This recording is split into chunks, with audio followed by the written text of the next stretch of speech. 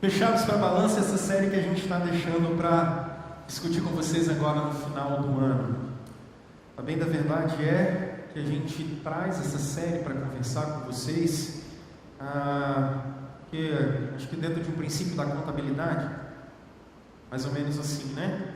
Você vê o que entrou, vê o que saiu, vê o que sobrou e vê o que deu. E quando a gente chega no mês de novembro, daqui a pouco vocês vão começar os preparativos para o Natal. Ontem, como eu falei, eu brinquei com vocês, eu fui levar as crianças para a gente assistir Família Addams. E lá claro, um bom brasileiro, você vai primeiro nas Americanas para comprar chocolate. E depois você vai para o cinema, né? E na fila, estava engraçado, porque só tem enfeite de Natal e ainda é dia 3 de novembro. Então daqui a pouco a gente vai começar a se preocupar com o final de ano, aonde a gente vai passar o Natal, aonde a gente vai passar o fim de ano. A gente vai começar a pensar nas férias de janeiro, em qual praia que a gente vai, a gente começa a escolher compromissos e a gente começa a deixar alguns compromissos de lado. E a única coisa que a gente talvez não faz é um balanço da vida mesmo. É um balanço do ano. Então, fechado para balanço tem essa ideia de nós podermos parar aqui hoje e olharmos, será que a gente conseguiu, cumprimos aquilo que a gente planejou? Será que deu certo? Será que fomos até o final? Como foi o nosso ano? Então nós elencamos algumas temáticas e a gente elencou algumas temáticas para conversar com vocês. E hoje eu quero conversar com vocês sobre as suas convicções. Porque o nosso objetivo é a gente reavaliar para a gente recomeçar. Esse é o subtema da série. É a gente dar uma olhada em tudo aquilo que nós fizemos, produzimos, pensamos, realizamos, e a gente tentar dar uma realinhada no coração, para a gente dar uma olhada como foi 2019 e como nós faremos em 2020. Esse é o objetivo dessa série, reavaliar para a gente poder recomeçar. E a gente começa, e a pergunta que eu começo fazendo para vocês é se vocês chegam agora, em novembro, conseguindo falar a mesma coisa que nosso Senhor falou no final da sua vida. E é importante vocês pensarem que vocês só têm uma vida. Vocês não têm 2, 3, 4, 5, 6 vidas. Vocês só têm essa vida. E a pergunta é: vocês estão conseguindo com essa vida fazer o melhor que Deus tem para vocês nesta vida? Vocês conseguem chegar no final de mais um ano que Deus está dando para vocês e falarem essas mesmas palavras que Jesus, quando Ele diz: eu te glorifiquei na terra, completando a obra que o Senhor me deu para eu poder fazer? Você consegue chegar no final do ano e falar isso? É possível? Agora sim. E aí, é essa pergunta que você se depara com ela. Como é que você lida com ela? Como é que isso bate em você? Eu tenho conseguido realizar o melhor do meu potencial? Eu posso dizer a mesma coisa? E eu confesso que essa frase, ela veio na minha cabeça quando eu estava preparando, porque eu percebo que a gente é muito criativo. O brasileiro é extremamente criativo e a gente é excepcional em improviso. Nós somos muito bons nisso. Criatividade e improviso é algo que é para nós algo fantástico, porque nós, via de regra, ganhamos os prêmios internacionais de curta-metragem, os prêmios de propaganda. Via de regra, os brasileiros ganham isso. Mas o problema todo é que a nossa inventividade muito boa, ela atrapalha a gente na nossa hora de agir. Percebe como nós somos um povo muito mais instintivo e impulsivo na hora de comprar, na hora de vender, na hora de romper relações, na hora de tomar decisões. Nós somos muito mais instintivos. Estava vendo uma pesquisa, a fonte é o G1, espero que seja bem confiável. Mais de 60% do empresariado brasileiro respondendo, e essa pesquisa foi realizada, homens de negócio tomam decisões não baseado em dados, mas baseado na intuição, baseado só no instinto. Para onde eu vou agora, meu Deus? A gente brinca que brasileiro costuma tomar decisão só quando a água bate no nariz, e isso pode ser algo que nos atrapalha demais. Querem ver um reflexo disso? Às vezes a agenda de vocês, a gente começa e bota compromisso, quando a gente vai olhar, a gente não dá conta, porque a gente não se programou. Na hora de tomar as nossas decisões, a gente não dá conta, porque não se programou. E aqui eu boto prioridades, porque a pergunta que a gente deveria fazer, e essa introdução que eu faço a essa série, é essa: o que é necessário para a gente tornar da gente mesmo o melhor de nós?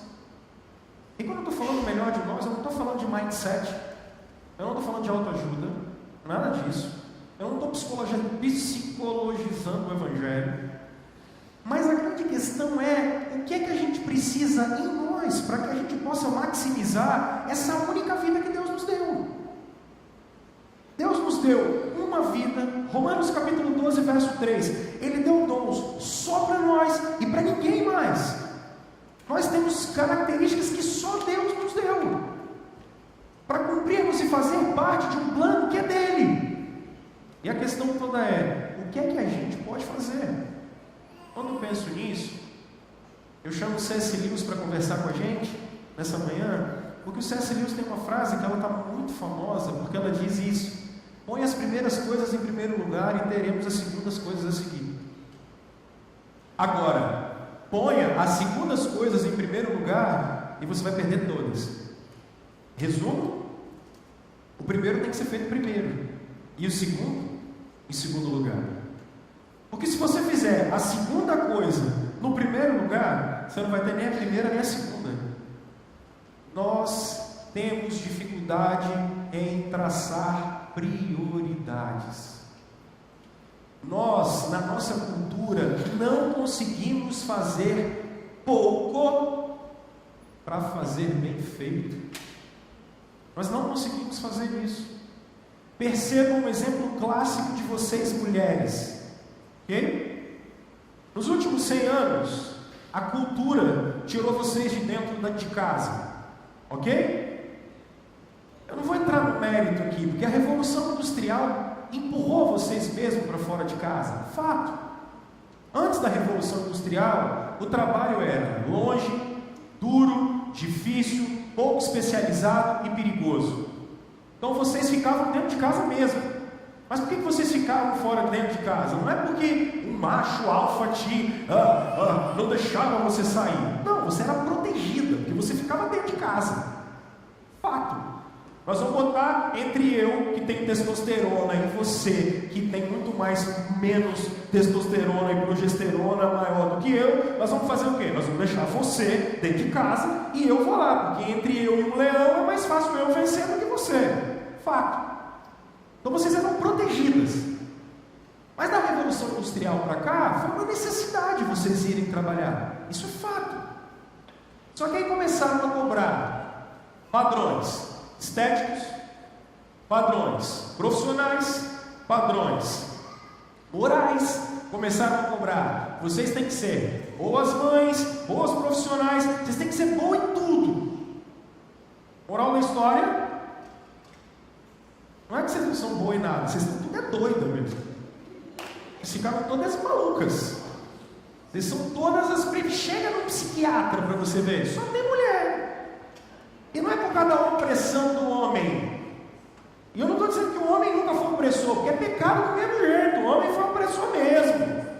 E tem que pregar para os homens para eles se arrependerem e aprenderem a ser homem de verdade. Porque homem de verdade não oprime mulher. Homem de verdade ama a mulher como Cristo amou a igreja. Por isso que machismo é um pecado. Mas do mesmo jeito que a gente começar, então se os homens fizeram mal com a mulher, o que a gente tem que fazer com ela? Não, nós vamos ensinar para as mulheres a ser tão ruim igual os homens. É o que a gente está fazendo. E vocês estão ficando doidos. E aí o que acontece? A gente precisa traçar prioridades. entender os ciclos das nossas vidas. Deixa eu tentar te mostrar isso. Vocês imaginam se Maria, quando estivesse com Jesus bem pequeno, bem pequenininho, Maria começasse a falar assim: José, agora está na hora de eu sair para trabalhar e deixa esse menino aqui. O que eu estou querendo dizer? Quem ia cuidar de Jesus naquele contexto? E às vezes vocês que são, especialmente mulheres, eu estou só citando esse exemplo, vocês que se cobram em períodos da vida que não são necessários se cobrar. Se eu e a minha esposa temos filhos pequenos, naquele momento, naquele período, naquele ciclo da nossa vida, durante talvez aqueles 10 anos, nem eu nem ela, nós não vamos poder fazer determinadas coisas, porque são prioridades. Qual é a minha prioridade? Eu tenho que cuidar do desenvolvimento da Elisa e da Júlia, ponto. E quando esse tempo passar, aí nós vamos resolver e vai fechar esse ciclo e nós vamos começar um outro ciclo. Mas nós brasileiros, nós não paramos para reavaliar, para recomeçar. Qual é o seu momento de vida? Vocês, por exemplo, que são mais maduros e talvez seus filhos estão completamente criados, você talvez tenha probabilidade e possibilidade, se você está aposentado, de às 8 da manhã você levantar todos os dias e ir fazer uma caminhada na praia.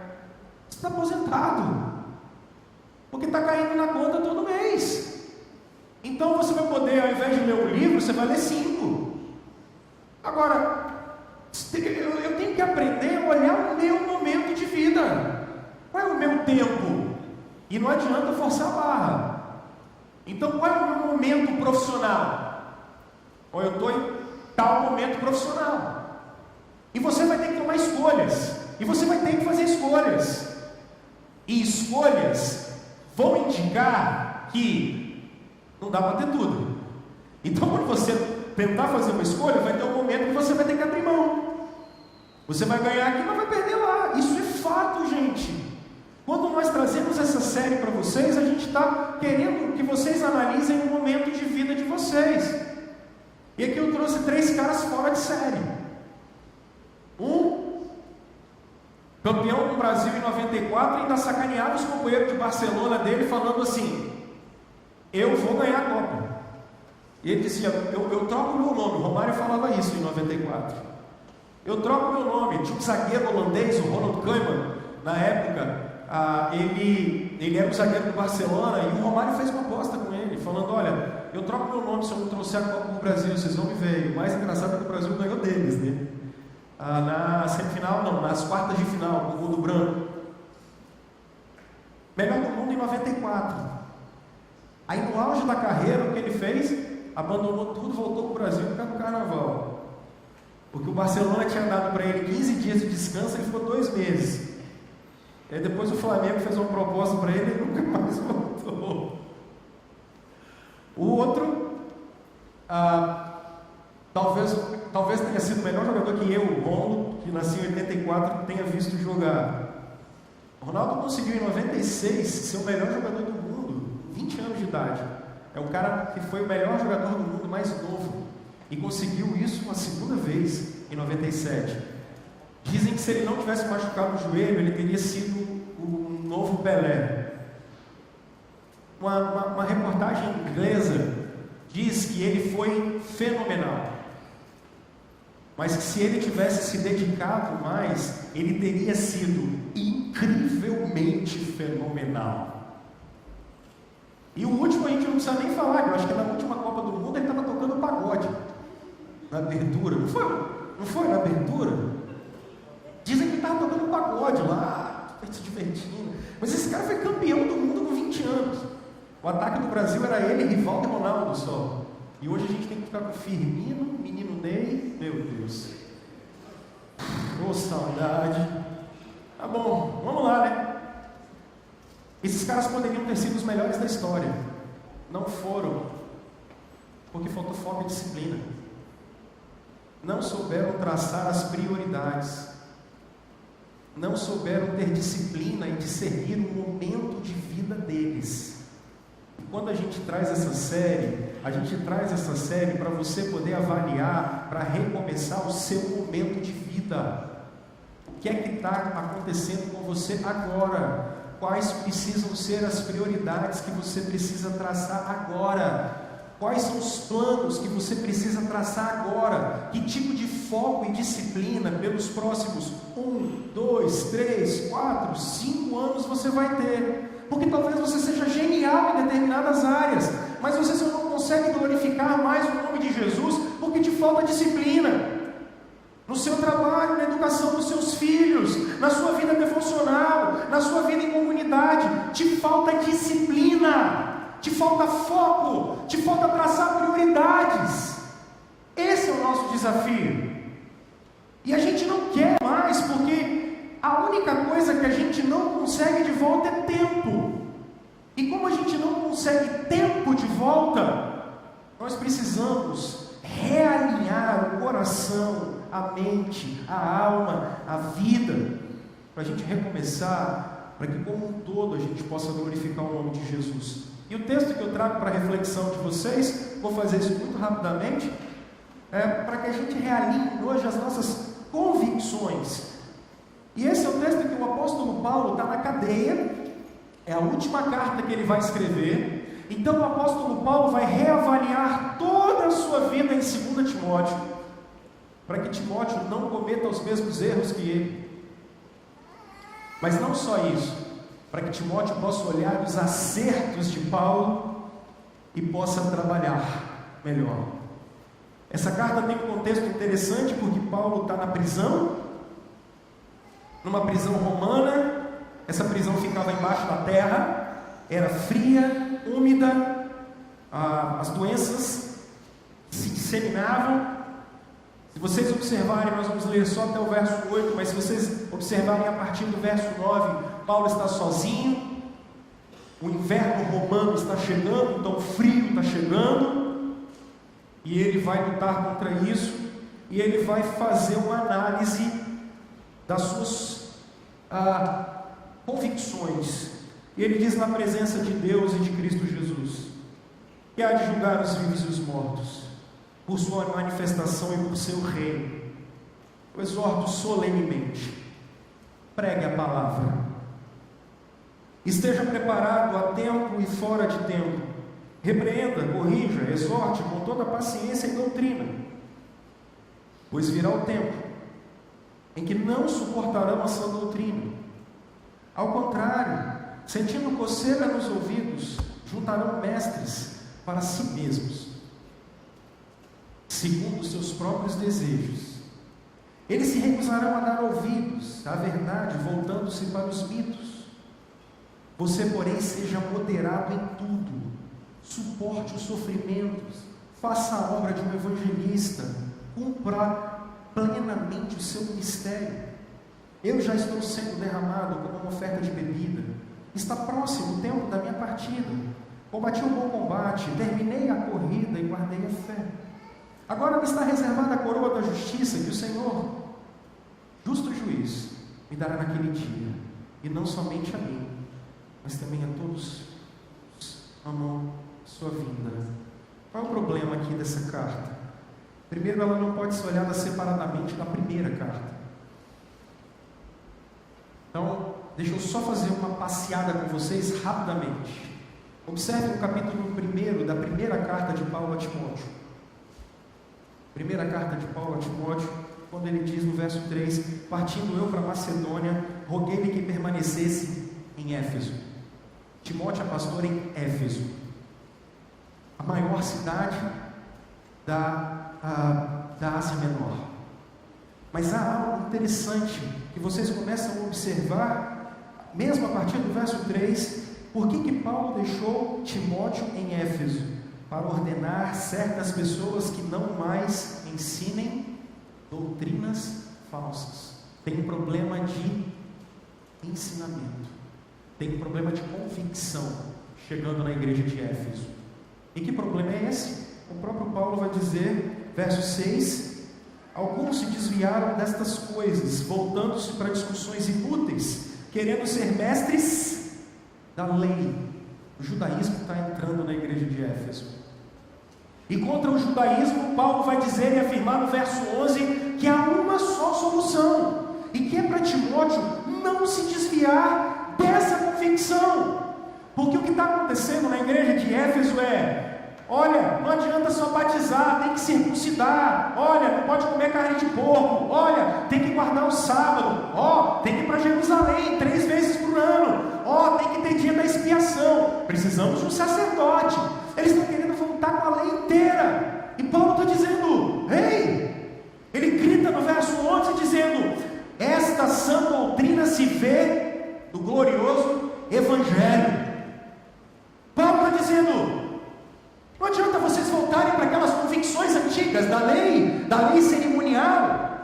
A lei moral continua, mas não adianta vocês quererem voltar para aqueles rituais antigos, porque o Evangelho substituiu isso, porque Jesus era o templo, Jesus era o sacerdote, Jesus era a oferta pelo pecado. Não adianta vocês quererem voltar para aquilo. Quando ele faz isso, ele encontra um problema com o próprio Timóteo. Se vocês olharem, por exemplo, capítulo 4, verso 12, Paulo diz, ninguém o despreze pelo fato de você ser jovem. Timóteo tem medo.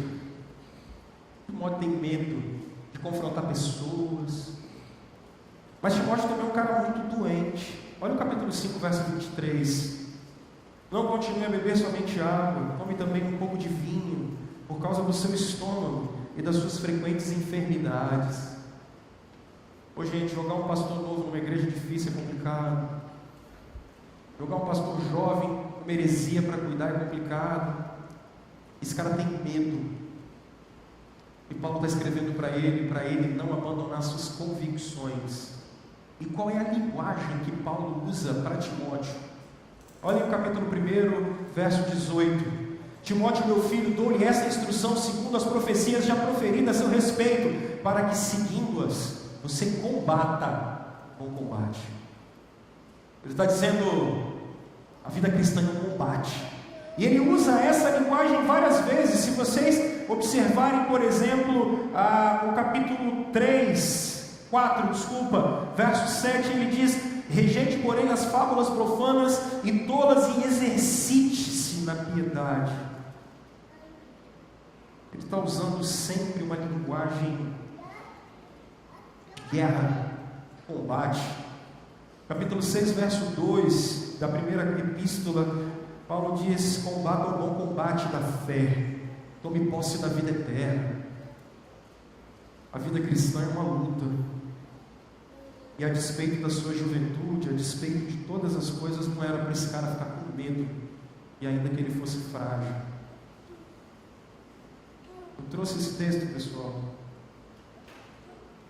porque é muito comum as circunstâncias da vida abalarem as nossas convicções. No caso do Timóteo, juventude, doença, heresia, isso poderia abalar suas convicções, isso poderia abalar sua fé. Mas Paulo vai admoestar ele dizendo, ei, calma, vamos voltar para aquilo que a gente precisa voltar. De que maneira? A primeira percepção que ele manda ao Timóteo tem, que a vida é vivida orando, na presença de Deus. Percebam o que ele vai dizer no verso 1, 2 Timóteo, no capítulo 4, no verso 1, ele vai dizer, na presença de Deus e de Cristo Jesus, que há de julgar os vivos e os mortos por sua manifestação e por seu reino, eu o exorto solenemente.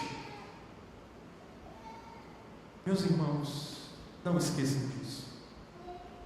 A vida é vivida diante de Deus. Pastor Rômulo, o que é que você quer dizer com isso? Uma coisa simples e direta para vocês. Percebam como normalmente nós tomamos as nossas decisões. Nós muitas vezes tomamos nossas decisões preocupados com o que, pessoal? Os outros. Nós tomamos as nossas decisões e fazemos escolhas diárias, preocupados com a opinião do outro. Percebam que alguns pecado e não conseguiram abrir mão, porque o que é que o outro vai pensar? Precisam tomar decisões para ontem, abandonar circunstâncias para ontem, tomar posições radicais ontem. Mas por que não fazem? Porque estão preocupados com o que os outros vão pensar. Estão preocupados com a opinião de fulano, de ciclano. E a gente tem aquelas coisas piedosas. A gente sabe às vezes que está errado, mas a gente não toma decisão porque a gente fala assim: será que eu vou magoar fulano? Não, você não vai magoar fulano. Você está preocupado é com você, é com o seu ego. É porque você ama tanto você mesmo que você não consegue tomar uma decisão que agrade a Deus, porque você está preocupado é com você, preocupado é com a sua imagem. Esse é o nosso problema. Decisões que precisamos tomar, atitudes que precisamos tomar, porque nos falta a visão de que a vida não é vivida diante dos outros, a vida é vivida diante de Deus, que trará o seu reino. O reino é em breve, o reino é já, porque Ele diz que está em nós, mas o reino se manifestará na segunda vinda de Jesus. Então eu não estou preocupado com o que os outros vão pensar, eu estou preocupado em agradar meu Salvador. Então na hora, ao invés de eu contar aquela mentira, eu não vou fazer esse negócio.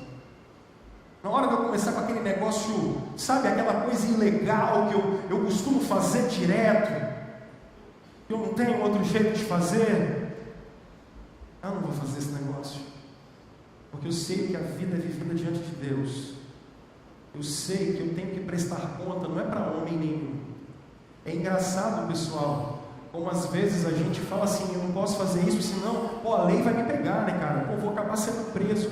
O cara tem medo da cadeia, mas ele não tem medo de Deus. A gente não quer ser pego pelas pessoas, mas a gente não teve a ideia e a consciência de que a gente deve satisfação a Cristo. É o nosso Senhor que a gente deve satisfação. Paulo está exortando Timóteo, e ele vai fazer isso no capítulo 3, vocês vão observar no verso 14, 15, 16, ele está dizendo assim: olha, você aprendeu desde criança esse ensinamento. E que ensinamento é esse? O Evangelho. Eu vou trabalhar isso com vocês agora. Irmãos, a vida é vivida diante de Deus. Antes de eu me casar com a Aline, eu me casei com Jesus. Antes de eu ser pai da Elise e da Júlia, eu sou servo de Jesus. Antes de eu ser pastor de vocês, eu sou servo de Jesus. E é a Ele que eu devo contas. E é a Ele que eu tenho que estar preocupado em agradar. Porque a manifestação do reino é dele. Porque a minha vida é dele. A minha esposa é dele. A minha vocação é dele. Tudo que está aqui é dele. Vocês são dele. Nós vivemos a vida na presença de Deus. Então, essa convicção vocês não podem perder. Porque amanhã de manhã, quando vocês forem trabalhar, vocês não estão trabalhando para conquistar dinheiro, sonho, felicidade e realização, mas vocês estão trabalhando para que a glória desse Deus seja vista. Essa convicção nós não podemos perder. Quando a gente se levantar amanhã de manhã para pegar um ônibus e dar um bom dia, eu estou sendo legal com você, é porque eu fui conquistado naquela cruz para isso. Quando eu agradar a turma do meu trabalho, eu estou indo lá fazer esse negócio, porque a minha vida é vivida na presença de Deus. Eu devo satisfação a Ele. Eu não vou procurar outra mulher a não ser a minha, porque eu devo satisfação a Jesus antes. Então eu vou procurar acertar o meu casamento. Eu vou procurar acertar a minha vida, eu vou procurar acertar os meus sentimentos, as minhas emoções, porque eu estou diante de Deus. A vida é vivida diante de Deus, Timóteo. Pessoal, a vida é vivida diante de Deus. Vocês precisam pensar diariamente nisso. É a Ele que vocês devem contas, e não a mim. Eu não preciso ficar com medo de mim, com medo do padre, com medo do presidente, com medo da polícia. Vocês precisam temer antes o Senhor. Essa convicção. Vocês estão trabalhando é para o Senhor. Vocês são pais para o Senhor. Vocês são membros de uma comunidade local, é para o Senhor. Mas uma outra convicção que a gente não pode perder de vista, ela vai aparecer agora, é das Escrituras, gente. e saem os valores da vida. Eu não vou trabalhar esses termos, eu vou pegar um texto de apoio para nos ajudar aqui. Paulo está fiscalizando, ou melhor, ele está focalizando a palavra, porque ele dá uma ordem, quando ele diz pregue a palavra, a ideia de em tempo e fora de tempo é a raiz da palavra epistemologia, que é aquela ideia assim, não importa de onde vai vir a situação, o conhecimento, você tem que estar pronto o tempo todo para ser discípulo de Jesus. Por isso que ele diz, repreende, exorta, corrija, com toda a sabedoria e humildade, Paulo vai dizer. Da onde ele está embasando isso? Ele está embasando isso exatamente no texto que ele acabou de escrever para o próprio Timóteo. Quando ele vai dizendo assim, deixa eu pular isso. Ele mesmo está dizendo isso aqui. Opa, o que mais? Ele diz, Timóteo, desde criança, você conhece as sagradas letras. Quando Paulo está dizendo isso para o Timóteo, sagradas letras, é porque a palavra de Deus é a Escritura. Deus poderia ter várias maneiras de se revelar. Deus se revelou pela letra. E a letra é a Escritura, são as sagradas letras. Deus poderia ter se revelado por um DVD, Deus poderia ter se revelado de várias maneiras, Deus se revelou pela Escritura. Você sabe as sagradas letras, ele diz. E essas sagradas letras podem te tornar sábio para a salvação mediante a fé em Cristo Jesus. Por isso que não existe salvação sem pregação do Evangelho. E aí ele vai dizer, toda a Escritura, de Gênesis a Apocalipse, toda a Escritura, é inspirada, a expressão é soprada por Deus. Pedro vai dizer isso, dizendo que nenhuma profecia foi dada da parte de homens, mas o próprio Deus soprou essas Escrituras nos ouvidos de homens, a fim de que o homem de Deus seja perfeito e perfeitamente habilitado para toda boa obra. Por que os valores brotam da Escritura, pessoal? Deus tinha que se mostrar, Deus tinha que se revelar, e Deus se revelou pela sua palavra. Agora a questão aqui é a seguinte, eu acho que eu quero focar com vocês, não é se vocês duvidam ou não da inspiração da Bíblia, não é se vocês duvidam ou não que a Bíblia é ou não é a palavra de Deus. O grande questionamento aqui é se você está disposto a obedecer ou não. Porque a gente tem tanta informação, a questão não é se você quer, eu sei ou não sei a Bíblia, a questão é se você está disposto a obedecer. Porque saber, vocês sabem, a questão toda é, vocês estão dispostos a obedecer,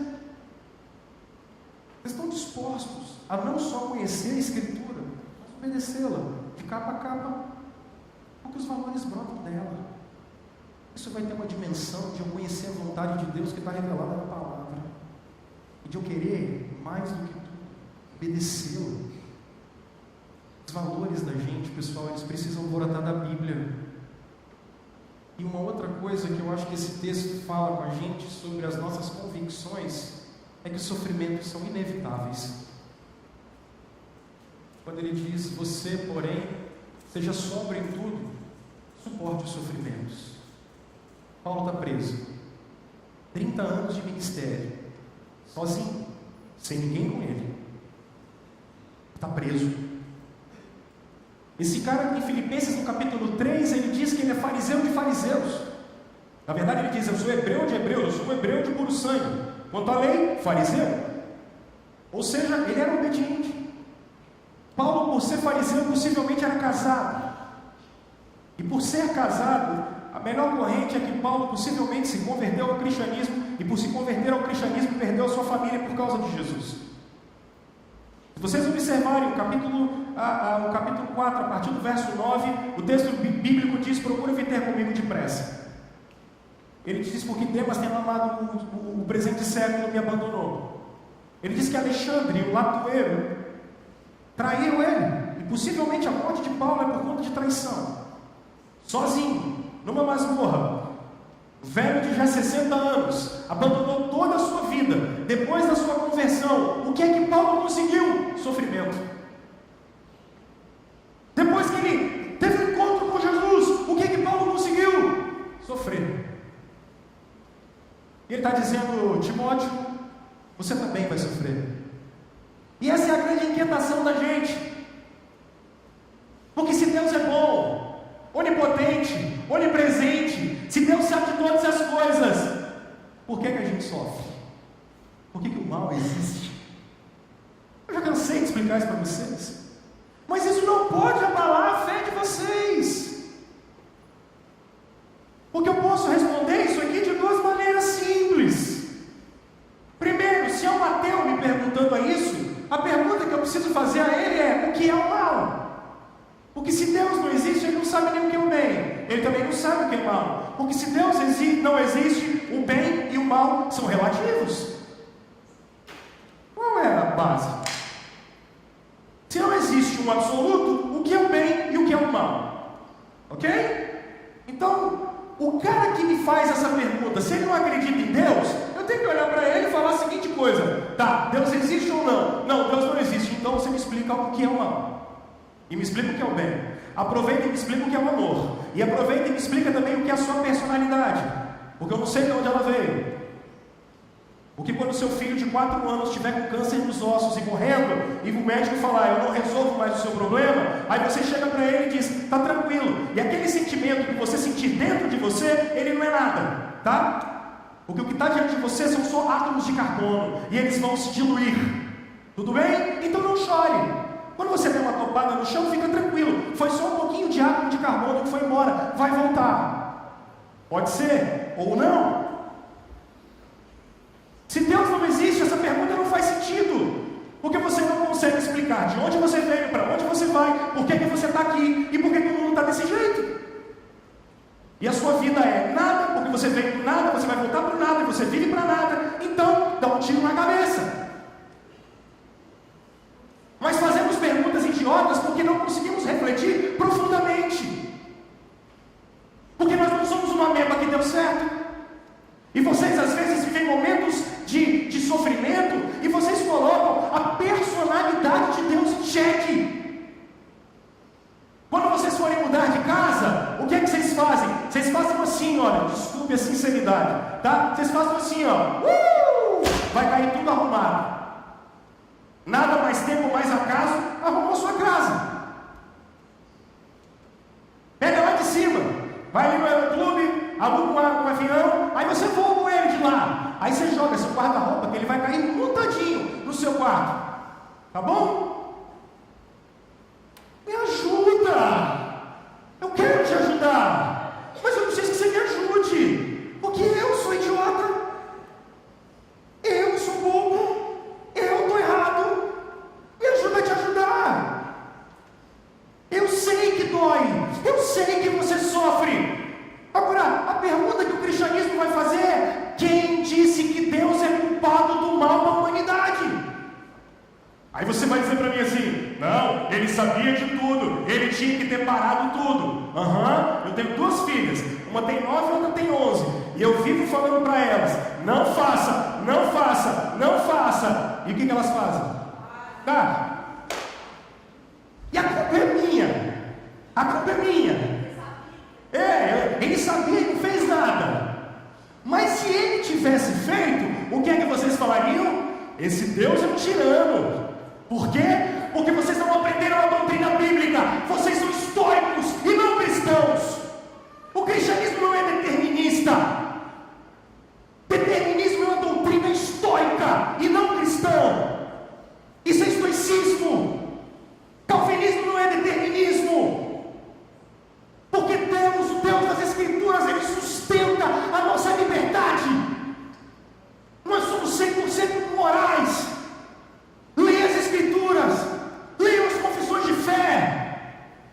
O seu sofrimento, Deus o sabe, Deus conhece, porque Ele perdeu o filho dele naquela cruz, e Ele sabe o que é sofrer melhor do que eu e você. Deus não é culpado do sofrimento da raça humana. Hebreus capítulo 5, Jesus entra na história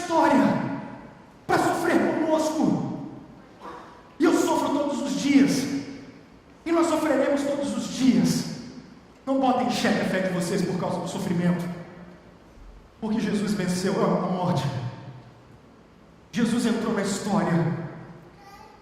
Jesus venceu para que a gente pudesse vencer com Ele. Deus entrou na história por se compadecer do nosso sofrimento. Deus entrou na história para se compadecer das nossas dores. Jesus estava naquele Getsemane sofrendo, sangrando, a mesma coisa com a qual vocês sofrem todos os dias. O sofrimento não pode mudar a ideia de que eu tenho Deus. E Paulo diz: eu combati um bom combate, eu guardei a fé. Não percam isso de fogo. Vocês vivem diante de Deus, a Escritura mostra quem Deus é. Mas não deixem as circunstâncias abalarem essa fé de vocês. Pessoal, prestem atenção. 2000 anos depois vai dar meio-dia e vocês estão aqui porque um galileu semi-analfabeto, que não estudou em escola nenhuma, não era filho de Hilel, de Gamaliel, não foi educado nos pés de ninguém, pegou 12 pescadores e dividiu a história no meio. Constantino, Roma,